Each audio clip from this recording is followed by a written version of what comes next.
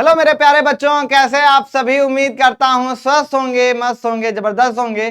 मेरा नाम है सोमेश, आपका स्वागत करता हूं आपके अपने बनाए उत्तर प्रदेश के number 1 educational platform UP board Hindi medium Vidyakul में। आज हम पढ़ने वाले हैं बहुत ही खूबसूरत पोएम जिसका नाम है the voice of the rain. इसको लिखा है वॉल्ट विटमैन जी ने। ये बहुत ही खूबसूरत पोएम है। इस पोएम में हम देखेंगे कि कैसे जो एक कवि है वो अपनी कल्पनाओं के आधार पर एक बारिश है, बारिश की बूंदें हैं, वो उनसे बात करने का प्रयास करता है और क्या पूरी बातचीत होती है और जो बारिश है वो कवि से क्या बात करती है। ये सारी चीजें हम इस पोएम के अंदर आज पढ़ने वाले हैं। तो चलिए शुरू करते हैं अपनी इस खूबसूरत सी पोएम को। एंड हु आर्ट दाउ, और हु आर्ट दाउ। यहां पे जो आर्ट दाउ लिखा है ये आर्केइक वर्ड है। आर्केइक वर्ड का मतलब है ये ओल्ड इंग्लिश के वो वर्ड्स हैं जो इस समय यूज में नहीं आ रहे हैं, प्रचलन में नहीं है। ये शब्द अब जो है यूज में नहीं आते हैं, अब ये प्रचलन में नहीं है, इनकी जगह पे नए वर्ड्स आ गए हैं। आर्ट दाउ का मतलब होता है आर यू। तो यहां पर पूछा गया है and who are you, who are you, तुम कौन हो। Said I to the soft falling shower, ये मैंने कहा, ये मैंने पूछा। किससे पूछा? To the soft falling shower. Soft falling, soft falling का मतलब जो प्यार से, आराम से, कोमलता के साथ जो नीचे गिर रही थी। कौन गिर रही थी? शावर, यानी कि बारिश। शावर का मतलब बारिश, तो वो कोमलता के साथ क्या हो रही थी? जो नीचे लगातार गिर रही थी। ठीक है, शावर का मतलब जो बारिश की बूंदें होती हैं वो लगातार एक साथ जब गिरती हैं तो उसको हम लोग शावर बोलते हैं। तो जो कवि है वो बारिश से पूछता है एंड हु आर्ट दाउ, कि और तुम कौन हो। Said I to the soft falling shower, कोमलता के साथ जो गिरती हुई बारिश की बूंदें हैं वो उनसे पूछता है। विच, जो कि स्ट्रेंज टू टेल, बहुत ही विचित्र है बताना, या बहुत विचित्र तरीके से बताया गया। गिव मी एन आंसर, और मुझे एक उत्तर मिलता है, यानी कि एक विचित्र तरीके से, जो कि मैंने एक्सपेक्ट नहीं किया था, जो कि बहुत अजीब था ये बताना। मैंने तो पूछा था कि तुम कौन हो, लेकिन क्या था कि बहुत ही स्ट्रेंज था, बहुत ही विचित्र था। क्या? एक तो कि उसने उत्तर दिया, दूसरा कि उसने विचित्र तरीके से बताया, उसकी भाषा कुछ अलग थी।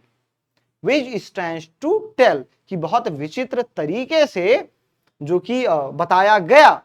और मुझे बहुत विचित्र इसलिए लगा, स्ट्रेंज इसलिए लगा कि मैंने बारिश से पूछा और बारिश ने बोला, तो ये थोड़ा क्या स्ट्रेंज है। गिव मी एन आंसर, और उसने मुझे एक उत्तर दिया। एज हियर ट्रांसलेटेड, जो कि यहाँ पे अनुवादित किया गया है, यानी कि जो बारिश की भाषा है उस भाषा में जो है वो मैंने समझा और मैंने नीचे उसको ट्रांसलेट किया हुआ है, यानी अनुवादित किया हुआ है। ये चीज कवि बोल रहे हैं, जो पोएट हमारे हैं वो बोल रहे हैं कि मैंने बारिश से पूछा तुम कौन हो।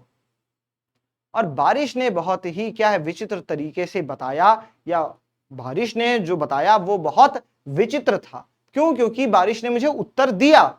और क्या उत्तर दिया मैं नीचे अनुवाद करके आपको बता रहा हूं, क्योंकि बारिश ने मुझसे दूसरी भाषा में बात की थी। बारिश इंसानों के जैसे बात नहीं कर सकती, तो बारिश ने क्या है, बारिश ने जिस भी भाषा में बात की कवि ने उसको समझा और कवि ने उसको हमारी सुविधा के लिए अनुवाद कर दिया हम लोगों के लिए, ताकि हम लोग समझ पाएं। और उसने नीचे लिखा है I am the poem of earth, और बारिश बोलती है कि मैं इस धरती की कविता हूं। Said the voice of the rain, ये कहा किसने? बारिश की आवाज ने, यानी कि बारिश ने ये कहा। क्या कहा? कि मैं इस धरती की कविता हूं। जब उससे पूछा गया कि तुम कौन हो, तो बारिश ने क्या कहा? मैं इस धरती की कविता हूं। यहां पे कौन सा फिगर ऑफ स्पीच यूज हुआ है? कौन सा फिगर ऑफ स्पीच यूज हुआ है? जी, यहां पे मेटाफर यूज हुआ है। क्यों? क्योंकि यहां पे कविता, ये जो बारिश है वो खुद को क्या बोल रही है, इस धरती की पोयम यानी संगीत, I am poem of the earth, कि मैं इस धरती की क्या हूं, मैं इस धरती की पोएम हूं, कविता हूं, गीत हूं। ये कौन बोल रहा है, बारिश बोल रही है। तो यहां पर मेटाफर हो जाएगा। इटर्नल आई राइज इम्पैलेबल, यानी शाश्वत रूप से, अनंत रूप से, इटर्नल अनंत, शाश्वत, आई राइज मैं उठती हूं, इम्पैल्पेबल यानी कि जिसको स्पर्श ना किया जा सके, कि मैं उठती हूं अनंत रूप से, शाश्वत रूप से, मतलब हमेशा से, है ना। क्या होता है, मैं उठती हूं, इम्पैल्पेबल यानी कि जिसको छुआ ना जा सके, जिसको स्पर्श ना किया जा सके, आउट ऑफ द लैंड यानी कि धरती से मैं ऊपर उठती हूं, जिसको छुआ ना जा सके, एंड द बॉटमलेस सी, और मैं अनंतहीन जो सागर है, सी है, वहां से मैं ऊपर उठती हूं। यहां पर कौन सा फिगर ऑफ स्पीच है, तो यहां पर हाइपरबोला है, कि बॉटमलेस सी यानी कि अनंतहीन, है ना, जिसका कोई अंत ही ना हो, जिसका कोई बॉटम ही ना हो, ठीक है, अनंतहीन, अनंत जो है अपना सी, है ना, बॉटमलेस है यानी कि अनंत है। तो वहां से और पृथ्वी से, लैंड से मैं क्या करती हूं, ऊपर उठती हूं, जिसको छुआ ना जा सके। मतलब यहां पर है कि वो वेपर के फॉर्म में ऊपर उठती है, वाष्प के फॉर्म में, वाष्प के रूप में, है ना। ये पृथ्वी से क्या होती है, ये पृथ्वी से ऊपर उठती है। बारिश की जो बूंदें होती हैं, जो बारिश होती है, वो क्या होता है कि पहले तो बारिश जो है पृथ्वी पर गिरती है, समुद्र में, रिवर्स में, हर जगह वो गिरती है। फिर क्या होता है, फिर वो यहां से वेपर के फॉर्म में वापस आसमान में चली जाती है। तो यह वही चीज इसने यहां पे बताई है कि शाश्वत रूप से, अनंत रूप से, आई राइज मैं उठती हूं, मैं ऊपर उठती हूं, इम्पैल्पेबल कि जिसको छुआ ना जा सके, यानी कि वेपर के फॉर्म में, जिसको आप छू नहीं सकते हैं, आउट ऑफ द लैंड मैं धरती से ऊपर उठती हूं, बाहर निकलती हूं, एंड द बॉटमलेस सी, और बॉटमलेस जो सी है, जिसका कोई अंत नहीं है, जिसकी कोई तलहटी नहीं है, ऐसे समुद्र से मैं क्या करती हूं, ऊपर उठती हूं, अपवर्ड ऊपर की ओर जाती हूं, टू हेवन यानी कि आकाश में, स्वर्ग में मैं ऊपर चली जाती हूं, वेंस जहां vaguely formed all together changed and at the same, जहां पर ये क्या होती है, जहां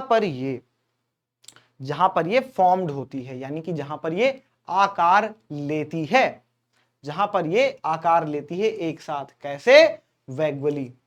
वेगवली का मतलब होता है, क्या होता है, वेगवली का मतलब होता है अस्पष्ट, यानी कि जो वेपर के फॉर्म में जो हमारी बारिश की बूंदें हैं, जो वेपर के फॉर्म में हैं, ये ऊपर जाती हैं आसमान में, और ये अस्पष्ट रूप से निर्माण करती हैं, किस चीज का, बादल के फॉर्म में ये आ जाती हैं।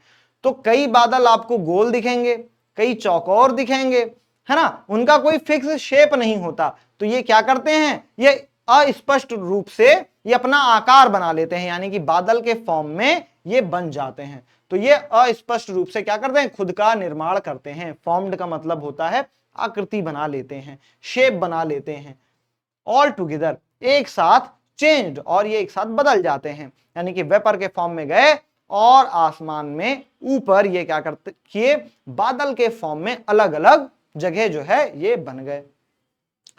एंड एट द सेम, अब ये परिवर्तित भी हो गए, लेकिन क्या है, लेकिन एट द सेम, लेकिन फिर भी ये सेम ही है, फिर भी ये क्या है, बारिश की बूंदे ही हैं।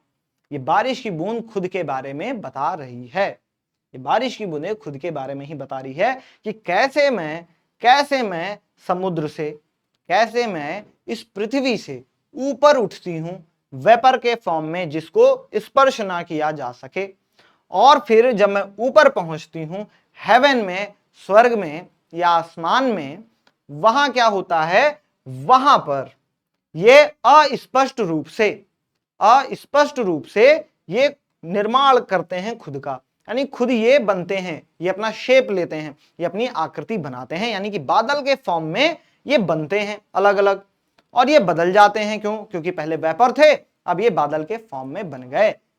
एंड एट द सेम, और ये अभी भी क्या है? सेम है। ये बदल तो गए हैं लेकिन फिर भी ये सेम है। क्यों? क्योंकि ये अभी भी बारिश की बूंदें हैं।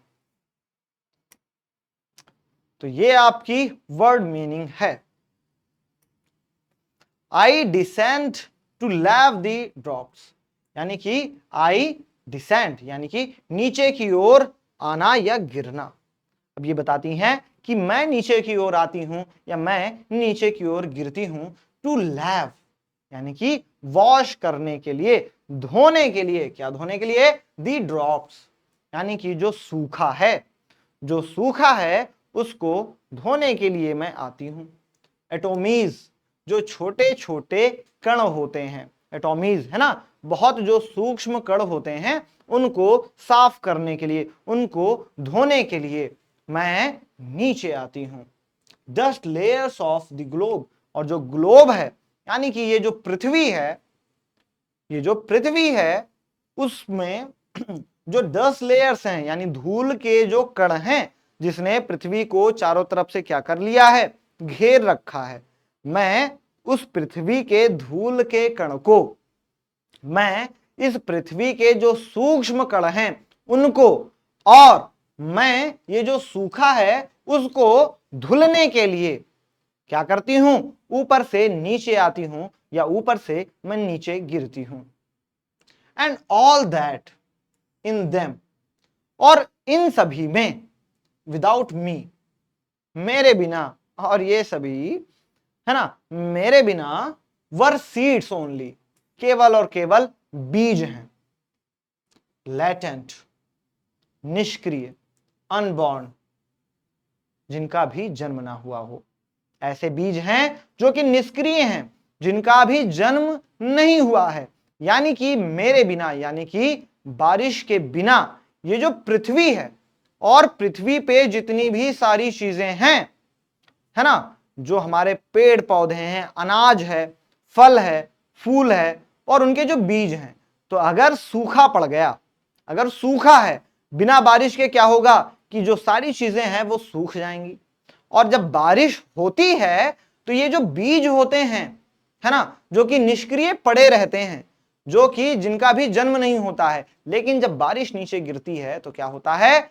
इनसे ये अंकुरित होते हैं और इनसे पेड़ निकलते हैं, इनसे फल निकलते हैं, है ना, पौधा बनता है, फसलें होती हैं। तो वो बताता है कि मेरे बिना ये लोग निष्क्रिय बीज के समान हैं, निष्क्रिय हैं, ऐसे हैं जैसे जिनका भी जन्म ही नहीं हुआ है, मेरे बिना। और जब मैं आती हूं तो क्या होता है? ये सारी चीजें, ये जो प्रकृति है, इसमें क्या होता है? ये और सुंदर हो जाता है। नई नई चीजें जो हैं वो फिर से जन्म लेती हैं। यानी कि कविता जो है वो प्रकृति को बता रही है कि कैसे प्रकृति के सृजन में मेरा योगदान है। मेरे बिना, यानी कि वर्षा के बिना, ये जो प्रकृति है वो वीरान हो जाएगी। यहां पर जीवन क्या है? जीवन का अस्तित्व शायद समाप्त हो जाए बिना जल के। इसीलिए कहा गया है जल ही जीवन है। एंड फॉरएवर, और हमेशा, बाई डे एंड नाइट, दिन और रात, यानी कि हमेशा दिन और रात, I give back life to my own origin, मैं वापस से जीवन प्रदान करती हूं टू माई ऑन ओरिजिन, मैं अपने खुद के जो ओरिजिन है, जो उद्गम स्थल है, उसको जीवन प्रदान करती हूं। अब उद्गम स्थल कौन है? यही जो पृथ्वी है, यही जो पृथ्वी है, जो हमारी पृथ्वी है, और जो हमारा पृथ्वी में जो समुद्र है, जो जमीन है, यही तो ये जो बारिश है उसका उद्गम स्थल है। ये यहीं से वेपर के फॉर्म में ऊपर जाती है, वहां ये अस्पष्ट रूप से बादल के फॉर्म में बन जाती है, फिर ये क्या करती है? बारिश के रूप में ये वापस से अपने उद्गम स्थल में आ जाती है, यानी कि वापस से ये इस धरती पर गिरती है, आ जाती है। तो वही चीज ये बता रही है कि एंड फॉरएवर, और हमेशा हमेशा के लिए, बाई डे एंड नाइट, दिन और रात, I give back life to my own origin, मैं अपने क्या है? मैं अपने खुद के उद्गम स्थल को जीवन प्रदान करती हूं, है ना, क्या है? पुनः जीवन प्रदान करती हूं, उनको वापस से जीवन लौटाती हूं, अपने उद्गम स्थल को। ठीक है, क्यों? क्योंकि वहीं से इसका जन्म होता है, फिर ये ऊपर जाती है, फिर ऊपर से नीचे ये जो है जीवन देती है, पेड़ पौधे क्या होते हैं, पेड़ पौधे खिलते हैं, फिर ये वापस से नीचे आकर के फिर वेपर के फॉर्म में फिर ऊपर चली जाती है। तो ये इसकी क्या है, पूरी साइकिल है ना, पूरी प्रक्रिया है। तो ये अपनी प्रक्रिया को पूरी करती है। And make pure and beautified, और जो ये पृथ्वी है, जो कि इसका उद्गम स्थल है, वो इसको क्या करती है, प्योरीफाई करती है, प्योर करती है और ब्यूटिफाई करती है। प्योर करती है मतलब स्वच्छ बनाती है। जो धूल के कण और निर्जीवता यहाँ पे छाई हुई है, उस पर जो बारिश की बूंदें गिरती हैं तो क्या करती है, उनको वो साफ कर देती है, उनको स्वच्छ कर देती है और खूबसूरत बना देती है, खूबसूरत बना देती है। हरियाली आ जाती है, हरियाली छा देती है, जीवन प्रदान कर देती है, जिससे ये जो पृथ्वी है वो और खूबसूरत हो जाती है। फॉर सॉन्ग, ये थी हमारी पोएम, है ना, ये थी हमारी पोएम। अब इसके नीचे 2 लाइन है जो कि इनकी बातचीत का हिस्सा नहीं है। जो हमारे पोएट हैं और जो बारिश है, जो रेन है, ये जो 2 लाइन है लास्ट की, ये इनकी बातचीत का हिस्सा नहीं है। ये पोएट बता रहे हैं फॉर सॉन्ग, की कविता के लिए, गीत के लिए, issuing from its birth place, जो कि इशू होती है, जो कि जारी होती है, उत्पन्न होती है, कहां से, अपने बर्थ प्लेस से, अपने जन्म स्थान से, उद्गम स्थल से ये क्या होती है, प्रारंभ होती है। जो कौन प्रारंभ होता है, सॉन्ग, यानी कि जो गीत होता है, जो कविता होती है, यहां से ये उद्गम स्थल से प्रारंभ होती है, इसका जन्म होता है। आफ्टर फुलफिलमेंट, और जब ये फुलफिलमेंट कर लेती है, अपनी प्रक्रिया पूरी कर लेती है, पूर्ति कर देती है, जो कि इसका उद्देश्य होता है ना। और ये जो गाना है ना, ये जो कविता है, ये जो सॉन्ग, जिस सॉन्ग के बारे में बात किया जा रहा है, तो ये सॉन्ग भी है, यानी कि सॉन्ग तो है ही, जैसे गीत होता है, जैसे कविता होती है ना। और जैसे हमारी क्या है, जो बारिश है, तो बारिश ने भी खुद को क्या बोला है, बारिश ने भी तो खुद को इस पृथ्वी की कविता बोला है, इस पृथ्वी का गीत खुद को बताया है। तो यहां पर इन दोनों चीजों के लिए ये लाइंस यूज की गई हैं कि फॉर सॉन्ग, की जो सॉन्ग है, जो कविता है, जो गीत है, swing from its birth place, ये अपने जन्म स्थल या उद्गम स्थल से ये जारी होती है, उत्पन्न होती है। आफ्टर फुलफिलमेंट, और जब ये उद्देश्य की पूर्ति कर लेती है, उद्देश्य की पूर्ति या अपना जो साइकिल है ना, जो इसका उद्देश्य रहता है, जैसे बारिश क्या है, पृथ्वी से ऊपर आसमान की ओर गई, है ना, वेपर के फॉर्म में, वहां पर ये बादल के फॉर्म में बनी, और वापस से जब पृथ्वी को आवश्यकता पड़ती है तो ये वापस से नीचे बारिश के फॉर्म में आ जाती है और फिर से पृथ्वी में मिल जाती है, यानी कि फिर से अपने उद्गम स्थल में ही ये चली जाती है और फिर से ये ऊपर जाती है। तो अपने उद्देश्य की ये पूर्ति कर लेती है, जहां से इसको जीवन मिला है ये वापस से उसको जीवन प्रदान कर देती है। ऐसे ही कविता होती है, ऐसे ही गीत होता है। वो क्या करता है, वो इंसान को खुश बना देता है, प्रसन्न बना देता है, जीवन कर देता है, और अपना जब उसका उद्देश्य पूरा हो जाता है वो वापस से क्या होता है, वो वापस से लौट जाती है। आफ्टर फुलफिलमेंट, यानी कि जो भी उसका उद्देश्य है उसकी पूर्ति के बाद, वंडरिंग रेग्ड और अनरेग्ड, और वो घूमती रहती है ना, अपने उद्देश्य की पूर्ति के लिए वो क्या करती है, वो घूमती रहती है। वंडरिंग यानी एक स्थान से दूसरे स्थान पर ये जाती रहती है। रेग्ड और अनरेग्ड, यानी कि ये भैया बिना परवाह किए, बिना केयर किए, है ना, चाहे इसको पहचान मिले और चाहे इसको पहचान ना मिले, चाहे कोई इसकी केयर करे, है ना, चाहे कोई इसकी केयर ना करे, यानी चाहे आप इसको नोटिस करें और चाहे आप इसको नोटिस ना करें। डली duly without love returns, duly with love returns, duly with love returns, और ये प्यार से क्या होती है, ये प्यार से वापस फिर से लौट जाती है, ये प्यार से वापस फिर से उचित तरीके से लौट जाती है। कहां लौट जाती है, अपने उद्गम स्थल में, यानी कि ये बिना परवाह किए, बिना चिंता किए कि इसको कोई पहचान देगा कि नहीं देगा, है ना, कोई इसको समझेगा कि नहीं समझेगा, बस ये आती है, अपना काम करती है, चाहे आप इसको पहचान दें, चाहे आप इसकी केयर करें, है ना, चाहे आप इसको नोटिस करें या ना नोटिस करें, ये आती है, अपना कार्य करती है और वापस से फिर से उद्गम स्थल में चली जाती है ना, ये वापस से लौट जाती है। तो ये थी आपकी पोएम। अब आते हैं सेंट्रल आइडिया की तरफ कि आखिर सेंट्रल आइडिया क्या है इस पोएम का, जो कि आपके एग्जाम के पॉइंट ऑफ व्यू से बहुत ही ज्यादा इंपॉर्टेंट है। तो हमने पोएम में पढ़ा है ना कि सबसे पहले कवि पूछता है कि तुम कौन हो, है ना। तो एक बारी पोएम को फिर से रिवाइज कर लेते हैं जल्दी से, है ना, जल्दी से रिवाइज कर लेते हैं। सबसे पहले पोएट पूछता है कि तुम कौन हो, है ना। किससे पूछता है? जो कोमलता के साथ जो शॉवर था, यानी कि बारिश की जो बूंदें थी जो नीचे कोमलता के साथ गिर रही थी, वो उनसे पूछता है। विच स्टैंड्स टू टेल, जो कि बहुत ही विचित्र है बताना, या कि जो है काफी विचित्र है कि जिस तरीके से उसने मुझे बताया, गिव मी एन आंसर, उसने मुझे एक उत्तर दिया, एज हियर ट्रांसलेटेड, जिसका नीचे अनुवाद किया गया है, जो कि नीचे अनुवादित है। I am the poem of earth, मैं इस धरती की कविता हूं, पोएम हूं, सॉन्ग हूं। Said the voice of the rain, यानी बारिश की बूंद ने ये चीज बताई। Eternal I rise impalpable out of the land and the bottomless sea, upward to heaven whence vaguely formed altogether changed and at the same।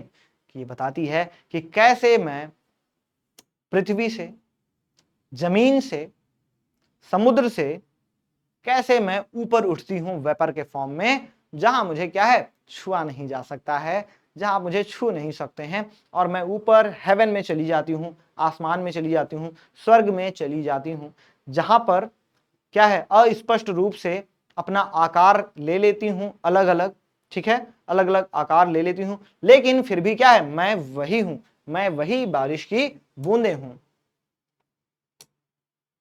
I descend to lave the drops, atomies, dust layers of the globe and all that in them without me were seeds only latent unborn। और ये बताती है कि कैसे ये नीचे गिरती है तो जो सूखा होता है, और पृथ्वी के ऊपर जो धूल के कण होते हैं, जो धूल के आवरण होते हैं, तो सूखे को और पृथ्वी के ऊपर जो धूल के आवरण हैं और सूक्ष्म कण जो भी हैं, है ना, उन सभी को मैं क्या करती हूं, धुल देती हूं, उन सभी को मैं धो देती हूं। And all that in them without me were seeds only latent and unborn, और मेरे बिना सभी क्या हैं, निष्क्रिय बीज हैं, है ना, निष्क्रिय बीज हैं, जिनका जन्म नहीं होगा, अनबॉर्न है, यानी कि जिनका जन्म ना हुआ हो, अनबॉर्न, है ना। तो मेरे बिना क्या है, सब निष्क्रिय हैं, जन्म ही नहीं हो सकता। तो मैं आती हूं और मेरे आने के साथ ही साथ क्या होता है, ये जो निष्क्रिय हैं, ये सारी चीजें क्या होती हैं, फिर से हरियाली आ जाती है, फिर से सारी चीजों में प्राण आ जाते हैं, क्योंकि जब बारिश की बूंदें गिरती हैं तभी जो सीड्स होते हैं, है ना, वो अंकुरित होते हैं, उनमें प्लांट्स बनते हैं वो, ठीक है। तो यही चीजें यहाँ पे पोएम जो है वो कह रही है। पोएम क्या, पोएम के फॉर्म में कौन है यहाँ पे, बारिश की बूंदें कह रही हैं, जी हाँ, बारिश की बूंदें कह रही हैं। And for ever by day and night I give back life to my own origin, और ये बता रही है कि दिन रात हमेशा मैं क्या करती हूं, मैं अपने खुद के उद्गम स्थल को, जो कि पृथ्वी है, उसको वापस से पुनः मैं उसको जीवन देती हूं। And make pure and beautify it, और मैं इसको स्वच्छ और सुंदर बनाती हूं।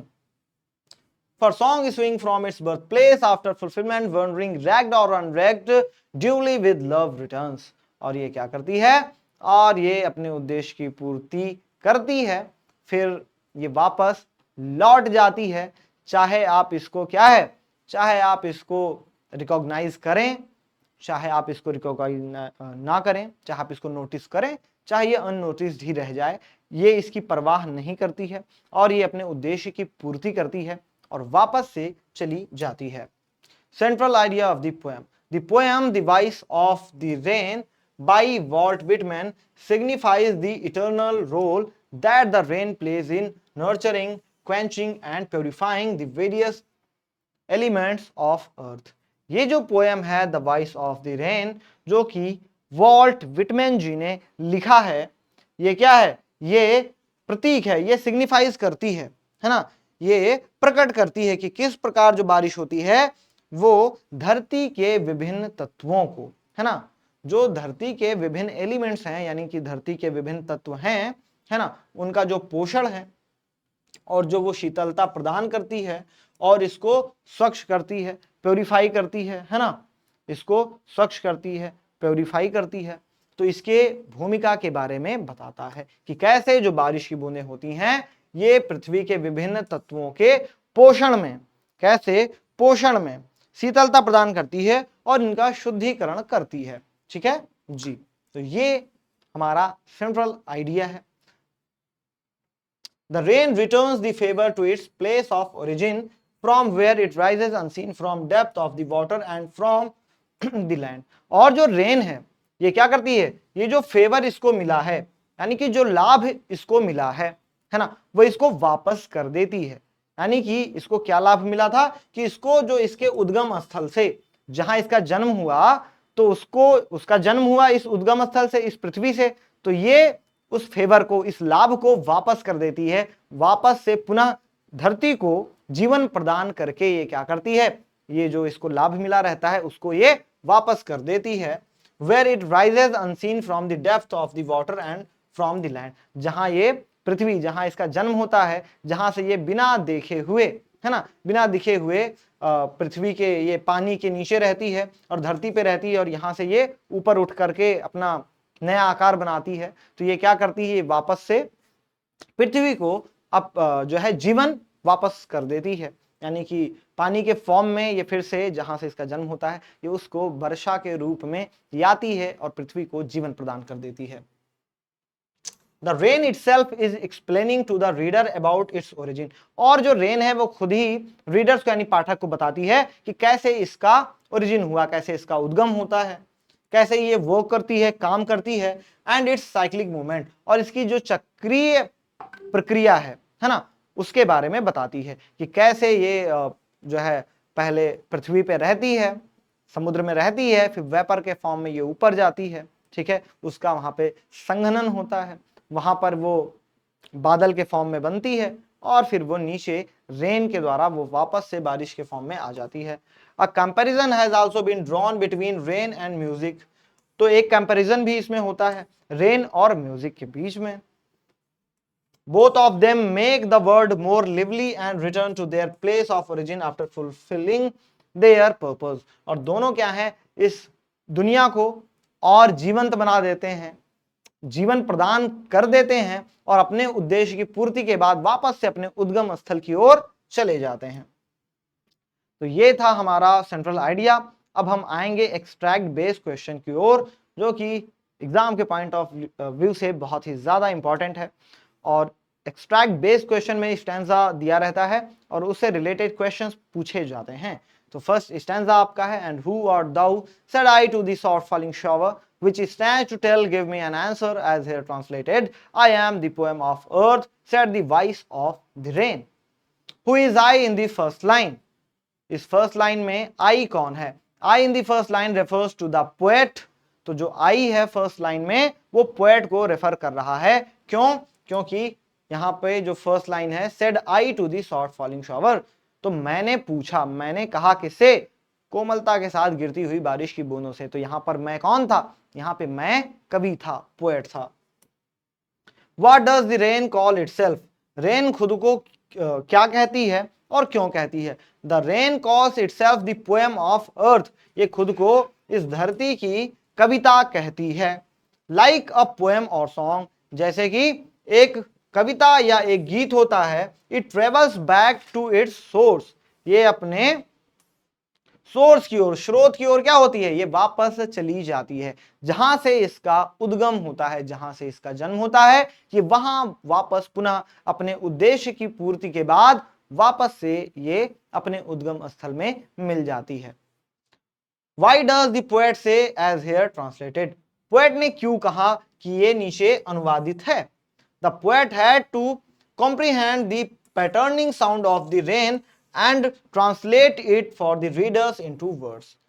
तो भैया जो पोएट है उसने जो बारिश की जो आवाज थी टिप टिप वाली, उस आवाज को हम लोग समझ पाए तो उसने ट्रांसलेट किया और इसलिए उसने यहाँ पे लिखा कि हमारी जो बातचीत है वो नीचे अनुवादित है, जिसका मैंने ट्रांसलेशन किया है। क्यों? क्योंकि बारिश से तो उसने बात की थी, पोएट ने बात की थी, है ना। तो वो अगर वही वाली बात बोलता कि बारिश ने टिप टिप के फॉर्म में ही बात की होगी, है ना, तो वो वाली भाषा तो हम लोग को समझ में नहीं आती।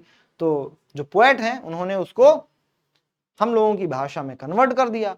What does the phrase strange to tell means? Strange to tell means क्या होगा यहाँ पे? Strange to tell phrase is an exclamation of surprise. तो ये सरप्राइज है, अचंभित कर देने वाला क्या है? ये शब्द था। क्यों? क्योंकि उसने एक्सपेक्ट नहीं किया था। The poet had not expected to get an answer. Poet ने ये एक्सपेक्ट नहीं किया था, यानी उम्मीद नहीं किया था कि उसको कोई उत्तर मिलेगा, कि कविता कैसे उत्तर दे सकती है। लेकिन पोएट ने क्या है, पोएट को उत्तर मिला। Who is giving answer to the poet? Poet को कौन आंसर कर रहा था? तो आपको पता है कि पोएम ही कर रही थी। पोएम यानी कि जो रेन है ना, कौन कर रहा था? जो रेन है ना। The rain itself is giving answer to the poet. तो जो रेन है वो खुद ही पोएट को आंसर कर रही थी।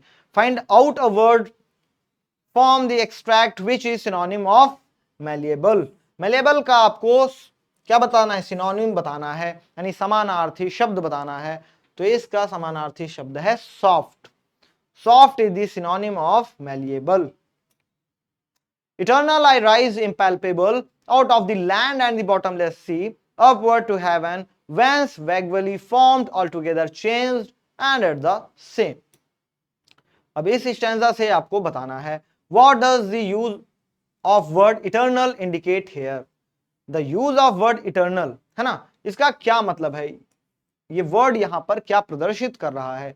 The use of word eternal, यानी कि जो इटर्नल शब्द है, इंडिकेट्स, ये प्रदर्शित कर रहा है the continual process of rain, यानी कि बारिश की जो लगातार चलने वाली प्रक्रिया है उसके बारे में ये प्रदर्शित कर रहा है। As a sequence of evaporation, यानी कि जो वाष्पीकरण का जो सीक्वेंस है उसके बारे में। कंडेंसेशन, जो उसका संघनन है उसके बारे में। And falling of rain on earth, और फिर कैसे ये बारिश के रूप में पृथ्वी पर गिरती है, तो उसके बारे में ये जो वर्ड है इटर्नल, शाश्वत, है ना, लगातार, तो ये वर्ड यही चीज यहां पे बता रहा है।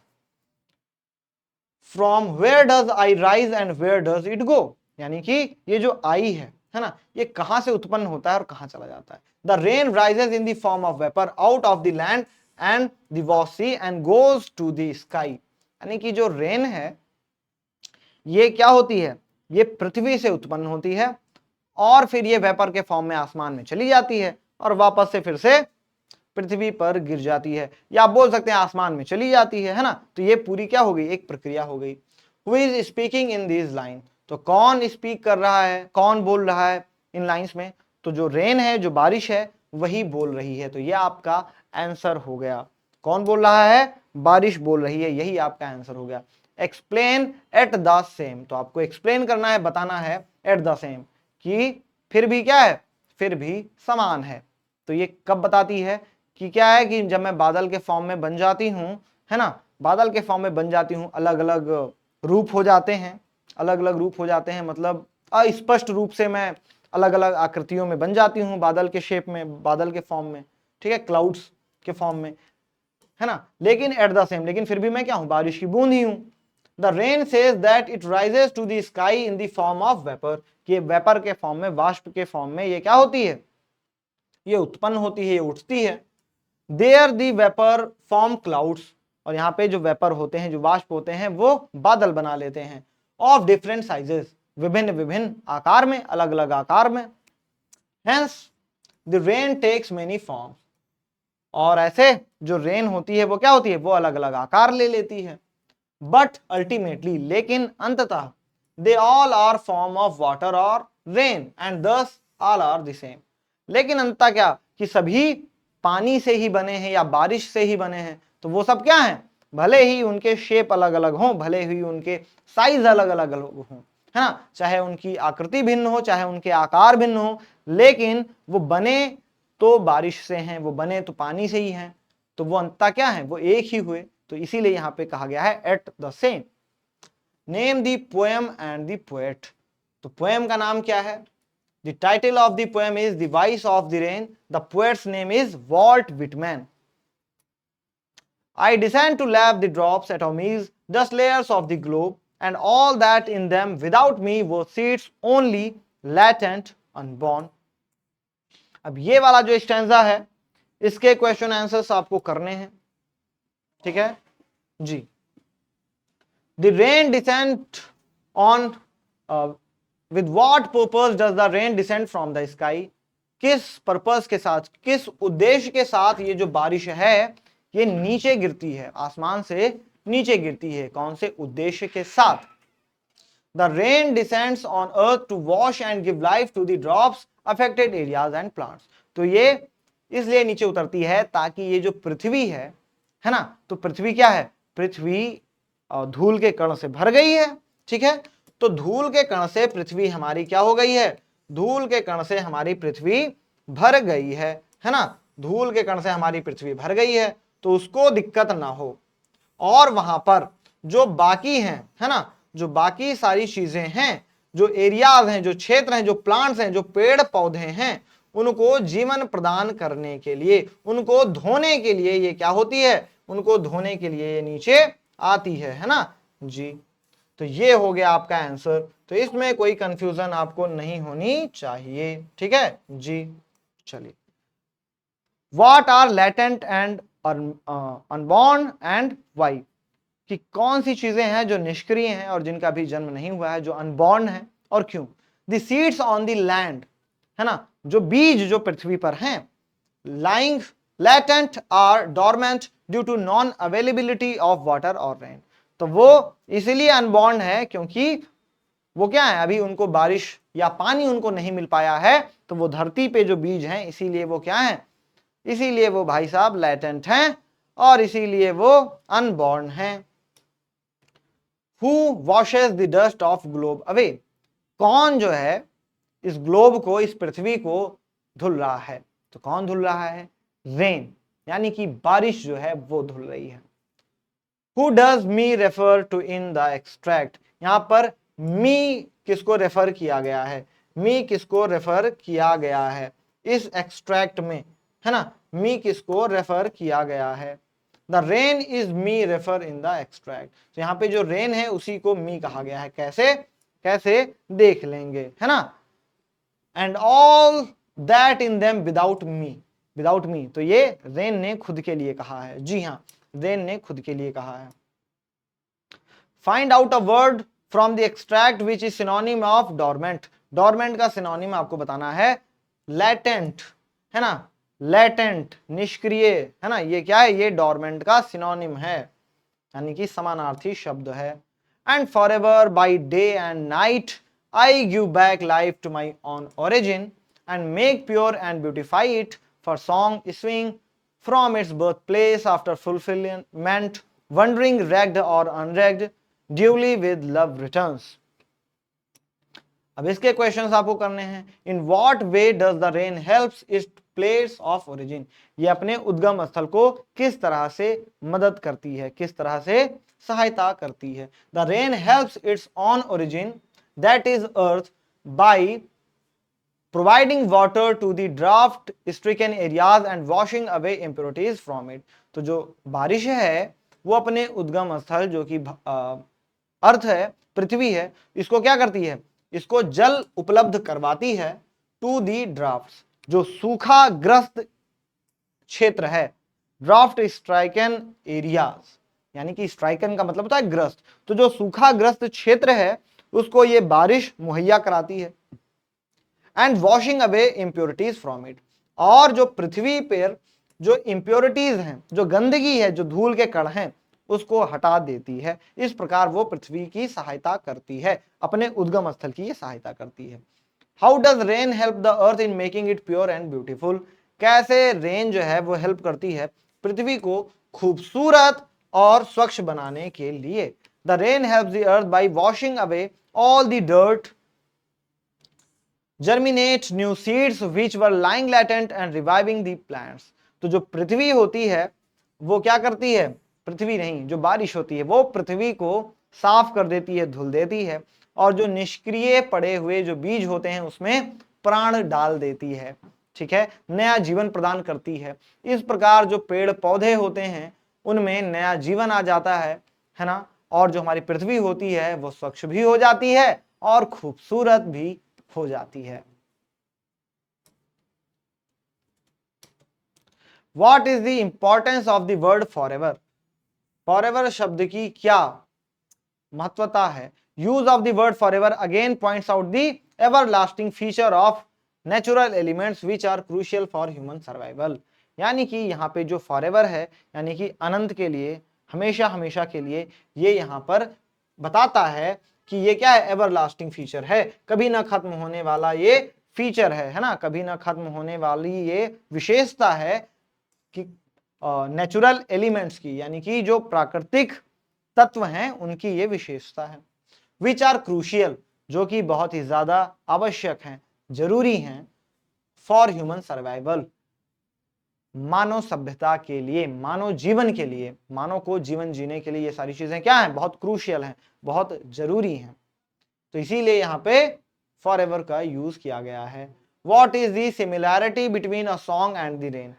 सॉन्ग और रेन के बीच में क्या क्या समानताएं हैं? Both a song and the rain return to their place of origin. तो दोनों क्या करती हैं, अपना उद्देश्य जो है उसकी पूर्ति करने के बाद अपने ओरिजिन जो उनका प्लेस होता है वो वहां पर वापस लौट जाती हैं। How has the poet been able to put his own reflections?